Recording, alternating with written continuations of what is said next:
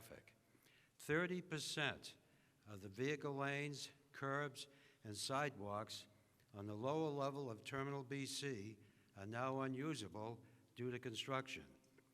These losses are causing major traffic backups on our airport roads. In addition, the number of passengers using Reagan National continues to increase, and we're anticipating record levels during the coming holiday. As a result, we strongly recommend travelers use Metro to get to and from Reagan National Airport. The Metro rail lines at the airport are running with full service. The arriving train is a proving way to bypass roadway congestion. Travelers coming by car can save time by being dropped off at a nearby Metro station, take a short train ride to the airport, and you can walk through covered bridges from the parking garage or the actual Metro station to all the terminals. Now this year, all shuttle buses for parking, rental cars, and hotels will be operating from the ticketing level, the upper level in front of Terminal BC, and the cell phone lot remains closed. If you must drive, we offer free parking for up to 60 minutes in the terminal garages. In fact, our sister airport, Dulles International, will also offer free parking for up to 60 minutes in their garages starting November 20th. Now, I'd like to give a few tips for those visiting Reagan National this holiday season. At peak travel times, it will be faster to take Metro than to drive to or from the terminals. Our roads are prone to major backups almost daily in the afternoons and evenings. And passengers using rideshare could choose to be picked up on the ticketing level, especially in the evenings when traffic is much lighter on the ticketing level than it is at the baggage claim level. Now, for those who use the airport as a shortcut to save time, you will not be saving time with these construction impacts. In fact, the more people on our roads, the worse it's going to be for everybody. So we encourage you, if you're not coming to the airport for business, please stay on the major roads and not on our congested roadways. And as always, we urge passengers to arrive in the terminals about 2 hours before your scheduled departure time. That gives you a chance to take a break, go shopping, get a bite to eat from some of our concessions before you go on your flight. Now, I would like to recognize our police personnel and our Travelers Aid volunteers who will be out in force during the holiday season to make sure all our travelers arrive at their destinations safely and efficiently. So in closing, we're asking for your support in traveling to National Airport during the holidays using Metro, if at all possible. Now, for more airport tips, we invite our travelers to visit our website, flyreagan.com/traffic. When you're on the airport, tune in AM 1630 for updates, follow us on social media, and sign up for project updates. I'll conclude at this point. I'd be happy to answer questions one-on-one following the press conference. It's my pleasure to now introduce the Transportation Security Administration Acting Deputy Administrator, Patricia Cogswell. Good morning, everyone. Again, I'm Patty Cogswell. I'm the Deputy Administrator at the Transportation Security Administration. We are incredibly grateful to be able to be here today with all of you and to be joined by our industry partners. In addition to, and a special thanks, obviously, to Paul Melandrino, who just started, who is hosting us here today. We also have ACI North America CEO Kevin Burke, as well as the A4A Senior Vice President for Legislative and Regulatory Policy, Sharon Pinkerton. Thank you so much for both being here today with us. As you know, the 2019 holiday season is upon us, and once again, we expect it to be record-breaking. As those of you who follow us know, we are just coming off an incredibly busy summer, the busiest in our history, and now we are proceeding to what we believe is going to be probably the busiest Thanksgiving period in our entire history. Right now, our projections are that between November 22nd and December 2nd, we anticipate that 26.8 million people, 26.8 million passengers will travel through TSA checkpoints nationwide. This is about a 4% increase over last year. As you also know, we work incredibly closely with airports and airlines to do our best we can to project these numbers well in advance and formulate plans, not just airport by checkpoint by checkpoint, hour by hour, so we can ensure we have the right staffing available, the right resources available to process all those individuals. Safety, security is our highest priority. We want you to get where you're going safely. We want you to get where you're going as you need to. We also want to make sure that as best we possibly can, we are working with our airport and airline partners to ensure it's a best experience it possibly can be. We regularly monitor our checkpoints in real time as the day goes on so that we can make real-time adjustments as we need to. Most important, we need to make sure travelers are prepared and ready. In addition to the normal precautions, normal information that everyone tells you, it's important to remember that we are at this heightened period over this holiday season. That means a lot of individuals who don't travel necessarily all the time, and all sorts of interesting questions about things they might be bringing. You see a number of items right here next to us here as demonstration of things that people might bring to a checkpoint.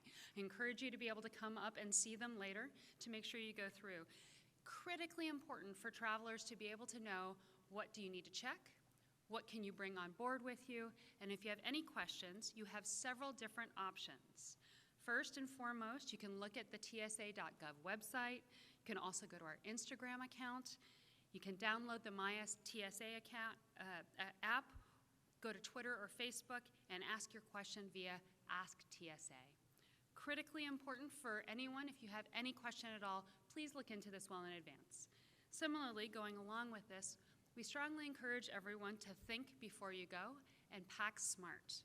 We've all had that instance where we lost something in our bag or forgot something was in our bag. Please make sure that you've gone through your materials, gone through your bags to ensure you're not bringing a prohibited item by accident. You would not believe some of the things that we see at our checkpoints each and every day. And the one thing we hear from passengers is, I forgot it was there. So please just check. Saves you a headache, saves the people behind you who are waiting in line. Third piece, for those of you who aren't already members of PreCheck, please enroll. Plenty of time still left to get enrolled, go through the process, and be able to use it this holiday season. If you already are a member of PreCheck, thank you, and please also make sure that you check your renewal dates. Individuals who applied 5 years ago are now eligible to renew. Many of them can renew online. Critically important, not only the ability to do this online renewal, but also the ability to do what we're calling an in-journey enrollment process. What this means is you can complete a lot of your materials at the airport when you're there already as part and parcel of your travel. Enrollment is easy. A couple other things I want to highlight that you'll be seeing coming to airports near you. First is what we're calling the blended lanes. One of the pieces we have heard from travelers over the years, people who are on PreCheck, is that in some airports, we don't have a dedicated PreCheck lane or it's not open all the time. So what we have done is create a process where that is able to be accomplished within an existing lane. So you as a PreCheck holder still get PreCheck treatment. You still get to be able to leave your coat on, leave materials in your bags, even if it's not a dedicated lane at a smaller airport as an example, or even when it's non-dedicated PreCheck hours. Other technology coming soon or already in place. We are in the process of rolling out what we call credential authentication technology. These machines allow us to verify your identity document, your driver's license or other document much more quickly, much more easily, much more securely than the standard process of an officer looking at it with lights and loops. It also lets us take that information and make sure that that name matches who we are expecting in our systems, and we know immediately what your screening status is to make sure you get the right type of screening experience at the checkpoint. Similarly, later coming up this year, we are rolling out the computed tomography machines, our brand new X-ray, which will allow both not only our officers to have a much cleaner, much better view of the materials in the bags, but also ensure that in the future we are setting the stage for more items to be able to be left in the bag. More people to be able to leave laptops in and other materials that we don't have to pull out like we do today. One of the last things I want to highlight, because I can't let any opportunity go untaken advantage of, is the fact that Real ID is 1 year away. We strongly encourage all travelers to be mindful of the Real ID requirements and work early to make sure that you are going to have a document, a Real ID compliant license or other documents such as a passport or military identification that you will be able to use to travel on October 1, 2020.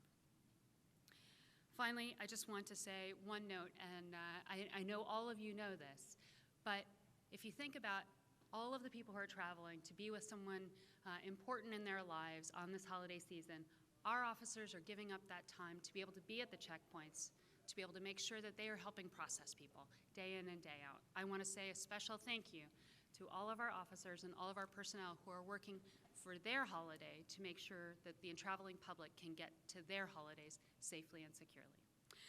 And with that, I would like to hand it over at this point to Kevin Burke. Thank you so much for being here. Good morning, everyone. I'm Kevin Burke. I'm the President and CEO of Airports Council International North America. Patty, it sounds like our folks got our words right, because I was looking at my remarks and they sound very similar to your own.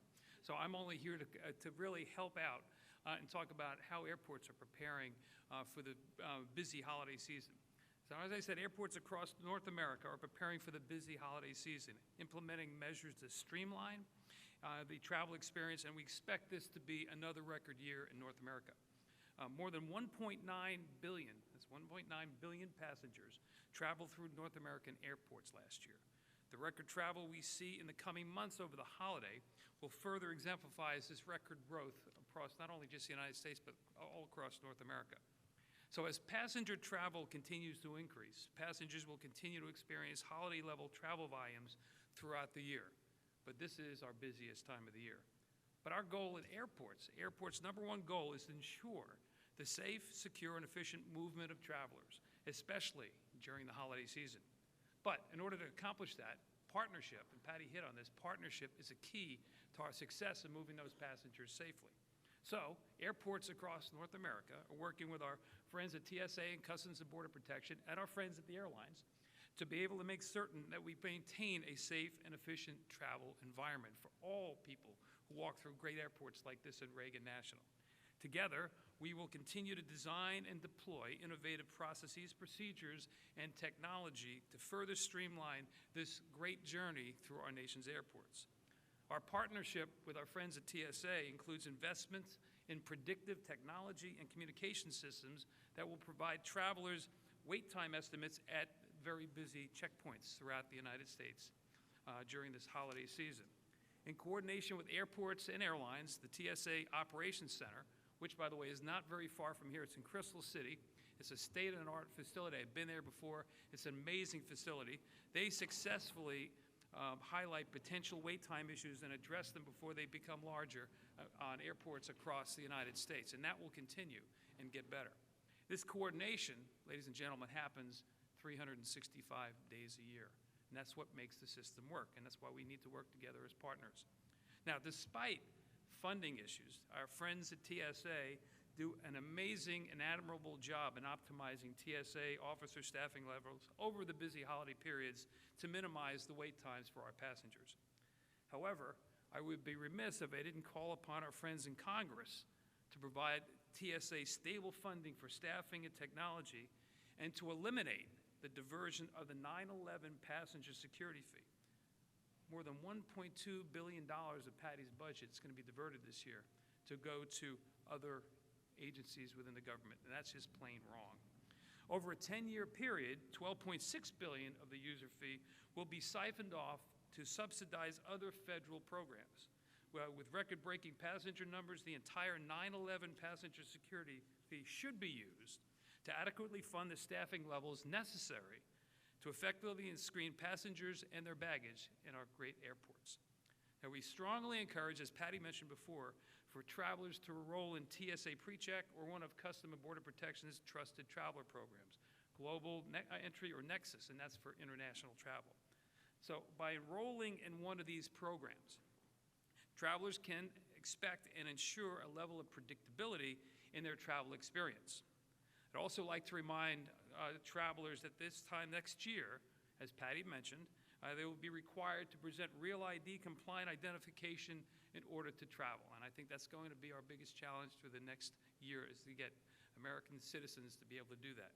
Now, despite ongoing efforts to raise awareness about real ID requirements, we remain concerned. I remain concerned, our industry remains concerned about the potential for travel disruptions for those who do not present acceptable identification when they come to the airport. Just picture your grandparents coming to an airport with their license, and they're going off to Florida to visit their family or going the other direction, and they're turned away because they were not aware the fact that their license was not acceptable. And most people don't carry second versions of identification, like their global card or their passport. So we have to work hard between the airports, TSA, Customs, and our friends at the airlines to make sure that this process works, because if it doesn't, we're going to have a mess on our hands.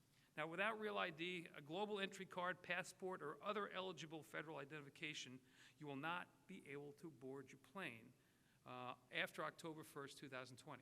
So everybody in this room ought to be telling your relatives and your friends, even if you have a valid license, go down to your DMV and get a real ID, because if that's your only form of identification, and if you don't have it, you're not going to be traveling through our airports. So we know that millions of Americans will travel to see their loved ones over the next few weeks. And we will continue our close coordination and partnership with our government partners and our friends in the airlines to provide a safe and efficient holiday travel season. So, without further ado, I appreciate being here. I'm going to introduce my good friend Sharon Pinkerton from Airlines for America, who will be our wrap-up speaker today. And I'll be glad to take questions later. Thank you. Sharon? Thank you, Kevin. Good morning. I'm pleased to stand with TSA and our airport partners and say that working together, we are ready for this busy season. U.S. Airlines are committed to getting passengers and packages to destinations safely and efficiently. I'd like to thank Acting Deputy Administrator Cogswell, along with the hard-working men and women at TSA, for their unwavering dedication to the security of our nation's aviation system. You're doing a fantastic job. The safety and security of our passengers and employees is our single highest priority. We share this goal with our airport partners in TSA, and that's why we coordinate and collaborate, just as the Deputy Administrator and Kevin have outlined. We're now better prepared on a daily basis than we ever have been for the incredible growing demand for air travel, not just over the holidays, but throughout the year. The aviation community continues to embrace innovative technologies that will make us more secure and will improve the passenger travel experience from check-in through screening and through the boarding gate. You've heard both the Deputy Acting Administrator and Kevin talk about Real ID. We're working very closely together on this project. We're trying to educate passengers ahead of the October 1st, 2020 deadline. Our shared goal is to ensure that travelers are ready for the new requirements so they'll be able to flow through the system as seamlessly as possible.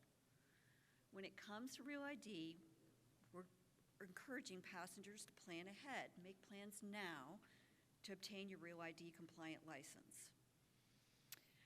With respect to our forecast, which is one day different from TSA's forecast, that's from November the 23rd through December the 3rd, we are expecting to hit an all-time high for the 2019 Thanksgiving air travel, with 31.6 million passengers taking to the skies during that 12-day holiday period.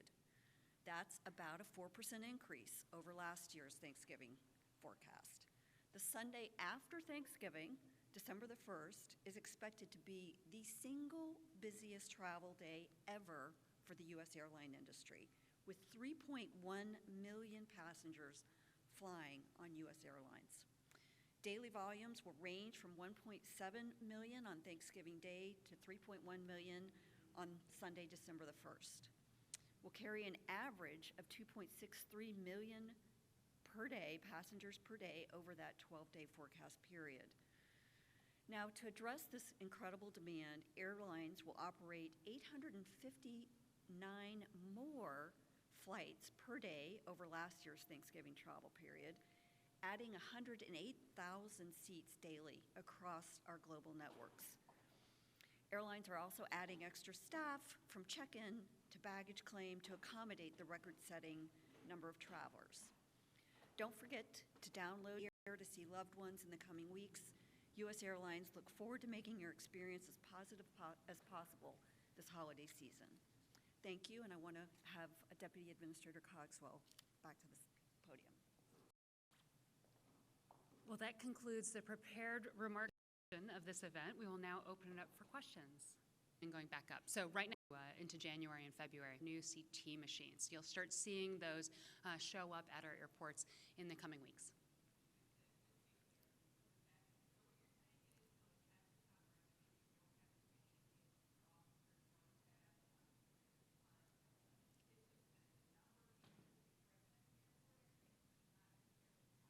So we go through cycles, especially at the larger airports, right? What you'll see is an additional amount for overtime. So some of that's the same people, just more hours. And some of that is we actually increase the allocation based on what their projected volumes are through this period and then what they're projected for the rest of the year.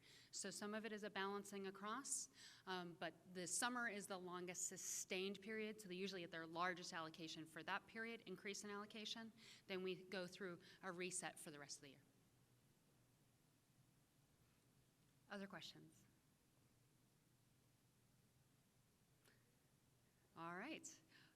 Well, with that, I just want to say thank you so much for being here today. We've really appreciated having you, and look forward to the next time we meet. And very grateful to Washington National DCA hosting us here at this wonderful historical terminal. Thank you so much.